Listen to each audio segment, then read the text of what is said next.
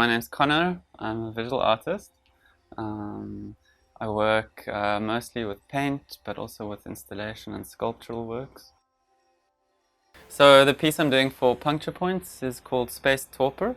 It's about a sort of investigation into migration issues, but kind of connecting it to possible future issues. So questioning why or how we are going to navigate future travel. Yeah, I think there's a big issue with how much money is spent on future space travel, for example, looking at this crazy mission to Mars, and then finding very serious migration issues happening every day on the ground where people are just trying to make ends meet.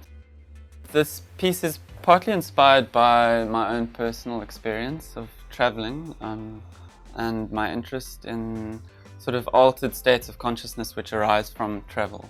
And a lot of my research has been into that space where people transgress their normal state of mind. And everyone does it when we go traveling. We enter a slightly different state of consciousness. I'm interested more in the extreme states. So I'm looking more at people who travel, sort of illicit migration, modes of transport. So people who hide in trucks or hide in airplanes or on ships. And my interest is in the state of mind that they go through. This piece is made largely of pallet wood from the shipping industry.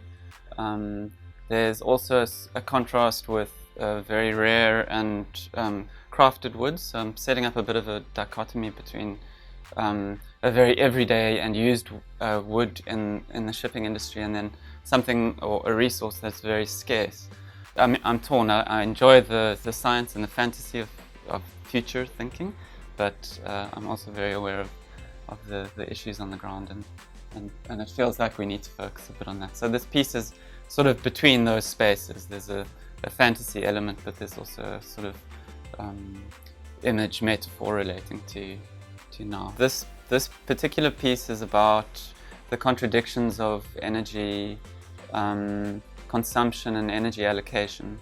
I'm trying to ask a little bit about what our agenda is with where we put our energy, financial support, where are we directing our technological energy usage and energy research and energy technology.